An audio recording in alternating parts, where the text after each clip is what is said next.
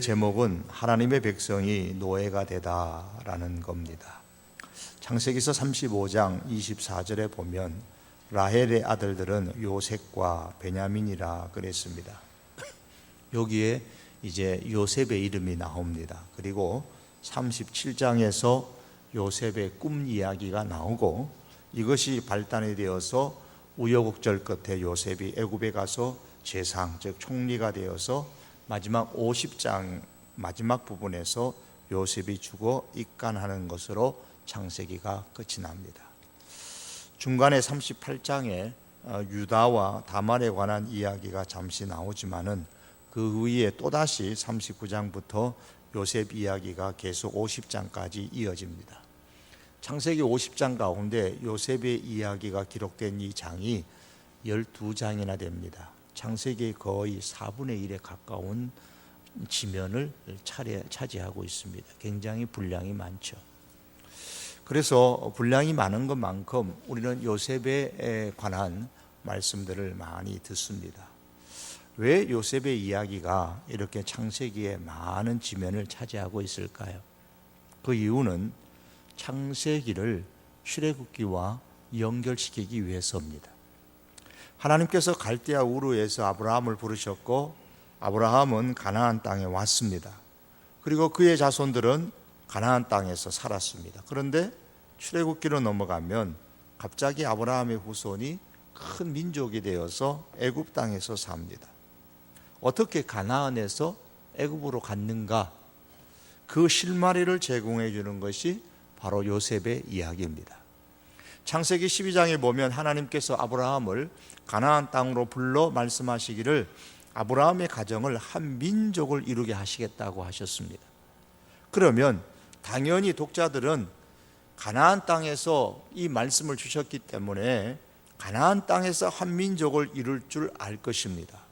그런데 출애굽기를 보니까 아브라함의 가정이 한 민족을 이룬 것은 가나안 땅에서가 아니라 애굽 땅에서였습니다. 이게 어떻게 된 것인가? 요셉의 이야기가 그 대답을 하고 있다는 말씀입니다. 갈대아 우르에서 가나안 땅으로 아브라함을 부르신 하나님은 한 민족을 이루는 것은 애굽에서였습니다. 이것은 우연히 어쩌다 된 것이 아니라 하나님의 계획과 하나님의 섭리 가운데 되어진 겁니다. 이 사실을 설명하기 위해서 요셉 이야기를 많이 할애해서 하고 있습니다.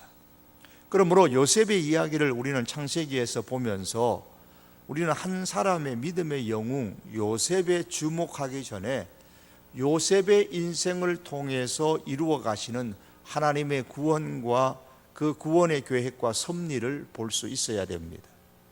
그럼 하나님께서 아브라함에게 약속하신 땅은 가나안 땅인데 왜 아브라함의 후손인 이스라엘 민족 하나님의 백성이 애굽에서 노예 생활을 하고 있습니까? 창세기 15장 13절과 16절은 그 이유를 이렇게 말씀합니다.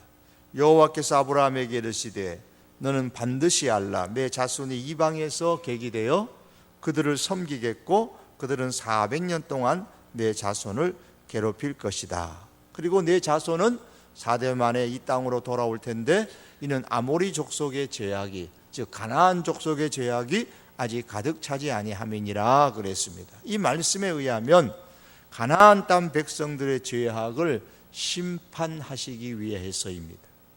가나안 땅의 죄악을 심판하시기 위해서는 잠시 가나안 땅을 피해 있는 것이 필요했고, 가나안 땅의 죄악을 심판하기 위해서는 아브라함이라는 한 가정이 아니라 하나님의 백성이 필요했습니다. 지난 시간에 말씀드린 것처럼 가나안 땅에 살아가는 사람은 그 지형적인 조건이 좋았기 때문에 강한 민족만이 가나안 땅에서 살 수 있었습니다. 그 가나안 땅에 사는 민족, 강한 민족을 쫓아내고 심판하기 위해서는 한 가정이 필요한 것이 아니라 한 민족이 필요했습니다. 그래서 하나님은 애굽에서 아브라함의 후손인 야곱의 가족들을 하나님의 백성으로 키우셨습니다. 한 가정을 한 민족으로 세우기 위하여 약 한 400여 년의 시간이 필요했던 겁니다. 13절의 말씀에 보면 약 400년 동안 하나님의 백성을 키우는 과정에서 아주 혹독한 훈련을 시키셨습니다. 그것을 이스라엘 백성이 400년 동안 기다리는 동안에 애굽에서 괴롭힘을 당할 것이다 라는 말씀으로 표현을 했습니다. 그리고 어떻게 괴로움을 당했는지 거기에 대해서는 우리가 읽었던 출애굽기 1장 8절 이하의 1장 말씀에서 우리에게 힌트를 잠깐 보여주고 있습니다. 애굽에서의 아브라함의 후손의 생활은 야곱의 가족이 애굽으로 가는 것에서부터 시작되었습니다. 총리가 된 요셉의 초청으로 요셉의 아버지와 그 식구들이 다 애굽으로 초청을 받았지요. 우리말로 하면 이제 이민을 오라라는 것이었습니다. 그런데 야곱의 식구들이 애굽에 왔을 때에 바로 앞에 서기 전에 요셉은 아버지와 형제들에게 당부한 것이 있습니다. 즉 직업이 무엇이냐 그렇게 물으면 목축업에 종사한다 하십시오 라고 당부를 했습니다. 창세기 46장 33절과 34절의 말씀입니다. 그 말씀에 보면 바로가 당신을 불러서 너희의 직업이 무엇이냐 묻거든 이렇게 시작을 합니다. 우리가 목축하는 사람들입니다 이렇게 대답하라 그랬어요. 왜 그러냐면 애굽 사람들은 목축하는 것을 가증히 여겼다고 그랬습니다. 싫어했다 그 말이에요. 싫어했습니다. 멸시했습니다. 무시했습니다. 요셉은 이것을 잘 알고 있습니다. 그런데 왜 직업이 목축업이라고 말하라고 했을까요? 싫어했는데. 요셉의 형제나 친척들이 정치에 가담하지 않겠다는 안심을 바로에게 주기 위해서일까요? 그럴 수도 있을 겁니다. 그러나 다른 이유가 있습니다. 야곱의 가족이 70명이 애굽에 왔습니다. 이들이 애굽 사람들하고 같이 살게 되면 어떻게 될까요? 애굽 사람들에 비해서 이 야곱의 가족 70명은 숫자가 너무 적어요. 애굽의 많은 사람들 속에 70명밖에 되지 않는 야곱의 가족들이 살게 되면 어떻게 되겠어요? 애굽 사람들의 그 영향을 자타가 강제적이든 아니면은 자원에서든지 그 영향을 받아서 애굽의 풍속과 애굽의 우상에게 쉽게 물들지 않겠습니까? 물들 수밖에 없을 겁니다. 그래서 목축업이라 하면 애굽 사람들이 목축업을 천시하기 때문에 같이 살고 싶어 할까요? 멀리 떨어져 살고 싶어 할까요? 어느 것이겠어요? 당연히 멀리 떨어지고 싶겠죠. 멸시하는 그런 직업이니까. 그것을 미리 계산한 요셉은 비록 그렇게 애굽인들로부터 천대를 받고 멸시를 받는 직업일지라도 목축업에 종사한다고 말하라고 했습니다. 그러면 틀림없이 목축을 한다고 하면 애굽 사람들과는 격리된 그런 생활, 그런 지역을 주어서 생활할 것이라고 여겼던 겁니다. 자, 이렇게 야곱과 형제들은 요셉이 시킨 대로 그렇게 말했습니다. 그리고 요셉이 다시 바로에 가서 창세기 47장 1절과 4절에 보면 이렇게 말합니다. 지금 내 아버지와 형제들이 양과 소와 모든 소유를 가지고 고센 땅에 머물고 있으니 고센 땅에 살게 해 주십시오 라고 요청했습니다. 자, 처음에는 목축업을 한다고 얘기했어요. 그런 다음에 요셉이 이제는 바로에 가서 양과 소를 많이 가지고 왔다. 목축한다는 것을 실제적으로 이제 말합니다. 그래서 고센 땅에 살게 해달라고 하니까 그렇게 해서 요셉의 생각대로 고센 땅을 지정하여서 고센 땅의 람세스, 그곳에서 야곱의 가족들이 살게 했습니다. 이 고센 땅이라 하면 애굽의 그 중심 도시에서 거의 한 200km 정도 떨어져 있는 시골입니다. 아주 시골이지만은 이 땅은 굉장히 비옥한 땅입니다. 이 나일강의 가장 하류에 속하는 그런 지역입니다. 고센 땅, 이곳은 애굽 중심 도심으로부터 멀리 떨어져 있는 자리. 그래서 애굽과 섞여 살지 않을 수 있는 좋은 땅입니다. 지역이에요. 따라서 애굽의 우상 문화에 가장 적게 영향을 받을 수 있는 지역이기도 합니다. 또한 나일강 하류였기 때문에 삼각교를 형성해서 비옥한 땅이었습니다. 그래서 이곳에서 이스라엘 백성이 번성하기에 아주 좋은 땅입니다.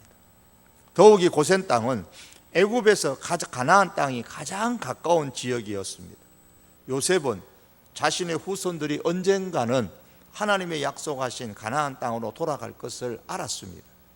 그래서 때가 되면 가나안으로 돌아갈 수 있는 가장 가까운 곳을 선택하도록 했던 겁니다. 그가 죽을 때에 유언으로 남긴 말 가운데 하나님께서 그들을 가나안으로 인도할 것에 대해 말씀하면서 자기 유고를 가져가 달라고 부탁을 한 바가 있습니다. 이를 보면 요셉은 처음부터 왜 고센 땅을 선택했는지를 충분히 이해할 수 있습니다. 즉 하나님은 이스라엘을 지금 요셉이라는 먼저 보낸 사신으로 보낸 애굽 땅의 사신으로 보낸 요셉을 통해서 이스라엘을 이제 한 민족으로 키우되 하나님의 백성으로, 그냥 한 민족이 아니라 그냥 한 나라가 아니라 하나님의 나라, 하나님의 백성으로 키우기 원하셨던 겁니다. 그래서 고센 땅으로 가서 살게 하셨습니다. 자, 이렇게 해서 아브라함의 후손이 애굽에서의 삶이 시작되었습니다. 이스라엘 백성이 애굽에서 살은 것은 정확하게 애굽에서 430년 동안 살았다라고 그렇게 말씀합니다. 출애굽기 12장 40절에 보면 이스라엘 자손이 애굽에 거주한 지 430년이라 그랬습니다. 이것을 함께 읽으신 창세기 15장 13절에서는 이미 예언된 대로 400년 동안 내 자손을 괴롭힐 것이다 그렇게 말씀하면서 약간 400년, 이제 어림잡아 400년을 말씀을 했습니다. 이 예언대로 이스라엘 민족이 요셉이 죽은 이후에도 많은 고통을 겪으면서 애굽에서 살았습니다. 요셉이 애굽의 총리가 된 것은 30세, 그리고 야곱의 70명의 식구들이 왔을 때에 그때 야곱의 나이는 130세, 그때 요셉의 나이는 계산을 이제 성경 가운데 계산을 해보시면은 39세 혹은 40세 정도가 됩니다. 이스라엘 백성이 이제 그 총리로서 요셉이 39세 때부터 시작해서 110세까지 살았으니까 죽을 때까지 총리를 했는지는 모르겠습니다만은 죽을 때까지 총리를 했다 그러면 30세에서 110세까지니까 한 80년 정도의 총리를 했을 것이고, 또 요셉이 살았던 기간은 좀 더 종으로부터 왔으니까 또 감옥에 간 것도 있으니까 좀 더 길겠죠. 어쨌든 그 요셉의 삶과 이스라엘 백성들의 삶이 이제 애굽에서 시작되었습니다. 그런데 이스라엘 백성이 애굽에서 고통스럽게 얼마 동안은, 요셉이 있는 동안은 편안했겠지만, 그러나 그 요셉이 죽은 이후에 애굽에서 새 왕이 나타나면서부터 고통스럽게 살게 되어졌습니다. 출애굽기 1장 8절입니다. 요셉을 알지 못하는 새 왕이 일어나 애굽을 다스리더니 9절에 내려가면 그가 그 백성에게 이르되 이 백성 이스라엘 자손이 우리보다 많고 강하도다.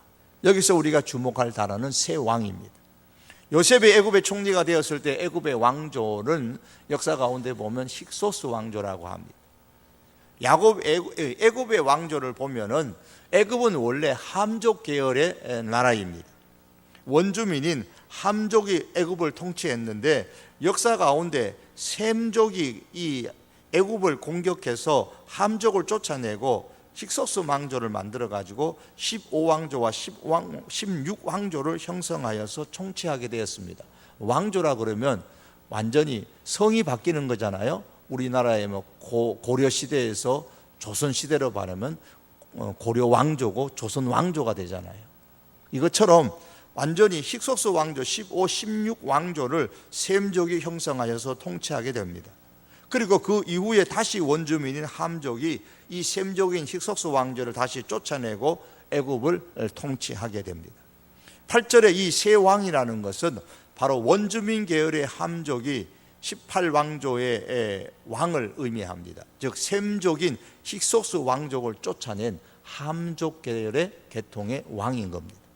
함족이니까 셈종인 요셉의 공로를 인정하지 않으려고 했습니다.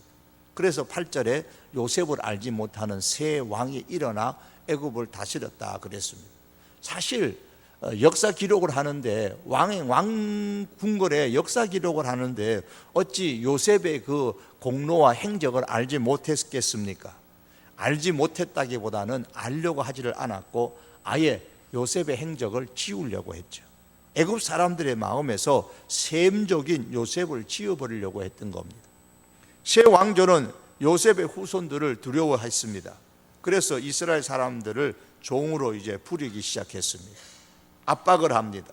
그런데도 이스라엘 사람들이 점점 강성해 갑니다. 이스라엘 사람들이 나중에 애굽에서 나올 때에 그 숫자가 얼마입니까?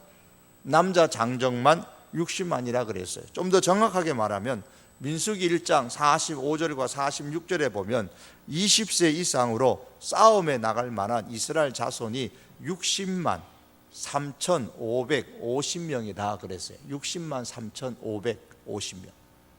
이 숫자는 싸움에 나갈 만한 장정이라고 했기 때문에 이 숫자에 보면 여자와 20세 미만의 남자와 남자 노인들, 싸움에 나갈 수 없는 노인들, 그리고 레위 지파 자손들은 다 제외된 숫자입니다. 그래서 전체 인구는 100만 명이 훨씬 넘고 학자들 간에는 적게는 200만을 잡고 크게는 300만까지도 잡는 사람도 있습니다. 야곱의 가족 70명이 들어가서 430년 동안 살았는데 그 인구가 300만 명이 되었습니다. 이것은 하나님께서 아브라함에게 약속하신 대로 한 민족을 이룬 것입니다. 그 당시에는 어린이 사망률이 대단히 높잖아요. 고대이니까. 그런데 유대인들은 이스라엘 여자들이 아기를 놓으면 죽지를 않습니다. 한 민족을 이루겠다는 하나님의 약속 때문에 애가 잘 죽지를 않아요. 이렇게 이스라엘 백성이 번성하여 숫자가 많아지니까 이 함족 계통의 이 세 왕이 바로가 겁이 나서 심한 노역을 시키고, 그래도 번성을 하니까 남자아이가 태어나면 다 죽이라고 했고, 그래도 산파들이 죽이지 않고 살려두니까 히브리 남자아이가 태어나면 나일강에 버리라 그랬습니다. 그것이 출애굽기 1장과 2장에 나오는 내용들입니다. 그래도 애굽의 왕은 이스라엘 백성이 번성하는 것을 막을 수가 없었습니다. 왜냐하면 이스라엘 백성의 번성은 하나님의 계획이요 섭리였기 때문입니다. 성경에 나오진 않습니다만 역사 가운데 조금 비켜나서 보면 이렇게 세 왕, 함족 계통이 힉소스 왕족, 셈족 계통의 이 왕조를 무너뜨리고 다시 정권을 잡아서 애굽을 통치했는데, 이때에 힉소스 왕조, 함족에 의해서 다시 쫓겨나게 된 이 셈족의 일부가 어디로 도망가냐면 이 고센 땅 지역으로 도망갑니다. 그렇기 때문에 이 이스라엘 백성이 번성해서 왕조를 이루었던, 힉소스 왕조를 이루었던 이 사람들과 연합해가지고 또다시 함족을 쫓아내고 애굽을 지배할까 봐 이 백성들이, 이 세 왕은, 함족의 왕이 굉장히 두려워했던 겁니다. 그래서 노예로 삼고 많은 그런 고통을 이 이스라엘 백성들에게 주었던 겁니다. 하나님의 백성이 애굽에서 노예로 고통을 겪었습니다. 왜 고통을 겪었을까요? 두 가지를 오늘 생각해 보려고 합니다. 하나는 출애굽기 2장 23절에서 25절입니다. 여러 해 후에 애굽 왕은 죽었고 이스라엘 자손은 고된 노동으로 말미암아 탄식하며 부르짖으니 그 고된 노동으로 말미암아 부르짖는 소리가 하나님께 상달된지라. 하나님이 그들의 고통 소리를 들으시고 하나님이 아브라함과 이삭과 야곱에게 세운 그의 언약을 기억하사 하나님이 이스라엘 자손을 돌보셨고 하나님이 그들을 기억하셨더라 그랬습니다. 자, 여기에 첫 번째 이유가 나오죠. 이스라엘 백성들이 당한 고통이 이스라엘 사람들로 하여금 하나님의 약속을 기억하게 만들었고 마침내 가나안 땅에 들어가게 해주는 역할을 바로 했던 것입니다.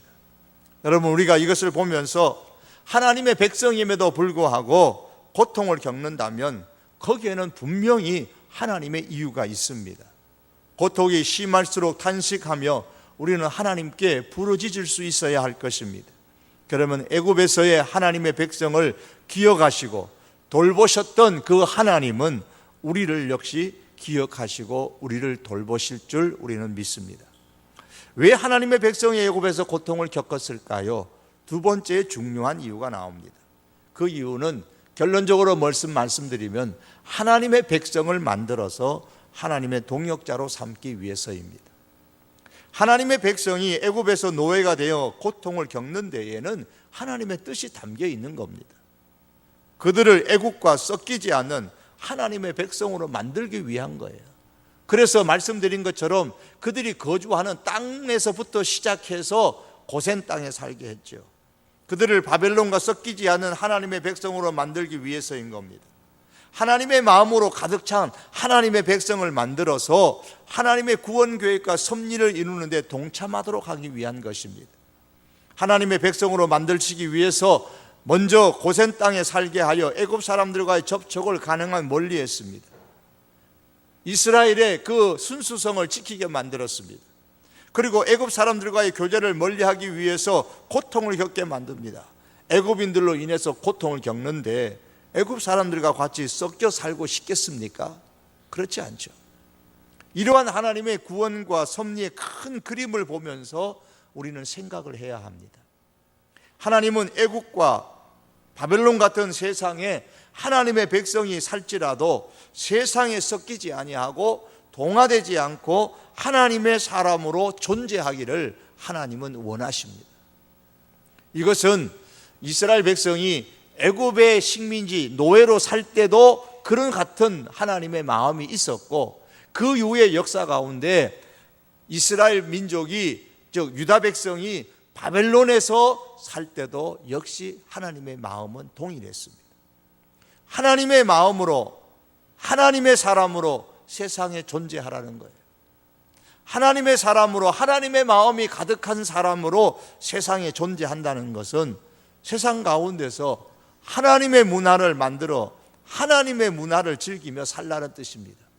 세상은 자기들의 세상의 문화를 만들어서 그 어떻게 살아가든 우리가 이 세상 속에 살아가지만 그들의 문화에 섞이지 말고 하나님의 백성은 하나님의 문화를 만들고 하나님의 백성으로서 이 땅에 존재하고 궁극적으로 그로 통해서 하나님의 구원 계획과 하나님의 그 섭리의 동역자로 쓰임 받기를 하나님은 참으로 원하시는 겁니다. 여러분, 무엇이 하나님의 문화일까요? 우리는 하나님의 문화는 여러 면에서 많이 볼 수 있습니다. 우리가 기도의 문화도 하나님의 문화고, 우리가 세상의 팝이나 세상의 그러한 유행가가 아니라 하나님을 찬양하면서 그런 이 문화 만드는 것도, 이 찬양의 문화도 하나님의 문화입니다. 특별히 우리는 주일을 지키는 이 주일의 문화들을 만들어 가야 됩니다. 주일은 일요일이죠. 썬데이라고 하죠. 썬데이가 무슨 날입니까? 선, 태양과 데이, 날을 합성한 것이 썬데이입니다. 태양신을 숭배하고 찬양하는 날이 로마 시대의 썬데이입니다. 이 날에는 우상을 섬기고 사치하고 오락하고 유흥과 쾌락을 일쓰는 날이 바로 이 썬데이입니다. 하나님의 백성은 이러한 일요일을 썬데이 문화로 만드는 것이 아니라 주일, 주님의 날, 주님의 문화를 만드는 날로 만든 것이 바로 이 일요일을 주일로 만든 초대교회 성도들의 신앙입니다. 안식일이 구원과 부활의 날로 바뀐 것, 이게 주일이 아닙니까?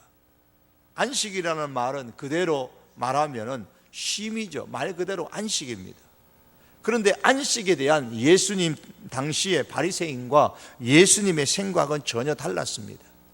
누가복음서 13장에 보면 18년 동안 귀신 들려서 불구가 된 여인의 이야기가 나옵니다. 예수님께서 안식일에 그 여인을 고쳐주셨어요.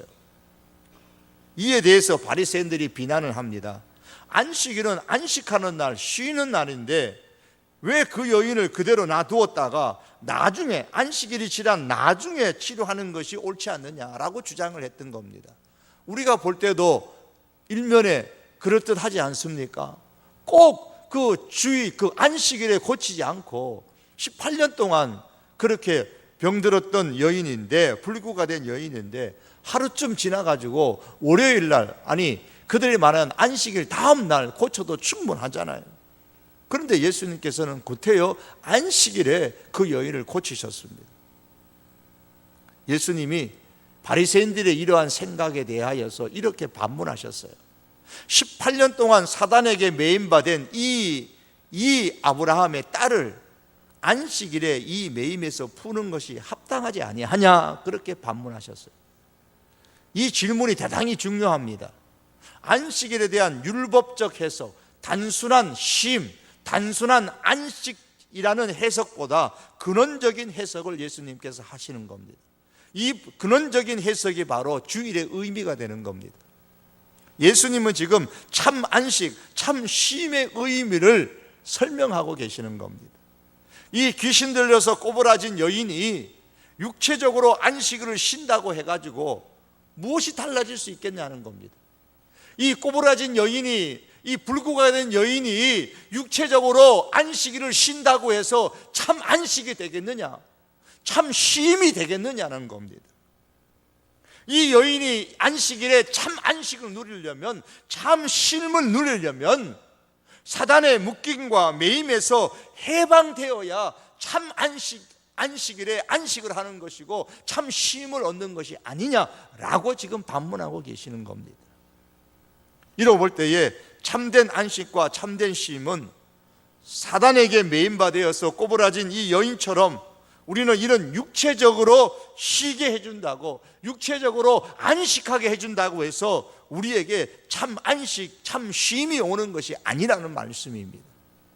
참된 안식과 쉼을 위해서 우리는 먼저 우리의 영혼의 매임을 푸는 것이 더 중요한 것입니다.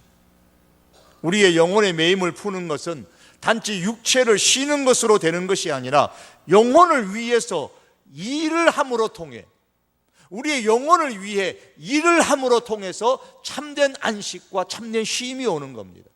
그냥 육체적으로 쉼을 통해서 안식이 오는 것이 아니라 영혼을 위하여 일을 함으로 통해서 참된 안식이 온다는 것이 예수님의 생각인 겁니다. 그래서 웨스트민스터 신앙고백서 제21장 8항에 보면 예배와 안식일에 관한 가르침에서 온종일 거룩하며 공동 예배와 사적인 예배, 그리고 구제와 긍휼의 의무를 행하는 데에 전력해야 한다. 육체적으로 쉬지 않죠? 온종일 전력해야 한다 그랬어요. 일해야 한다고 했습니다. 예수님의 생각을 그대로 웨스트민스터 신앙 고백서에서 반영을 한 것입니다.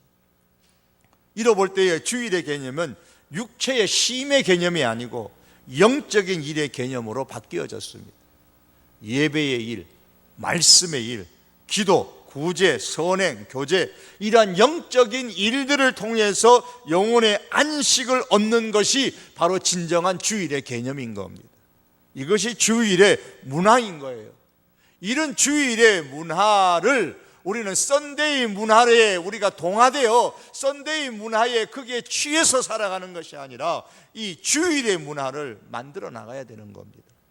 그리고 오늘날 주일이라는 한 날에 국한시키지 말고 이것을 더 우리는 확장시켜 나가야 됩니다.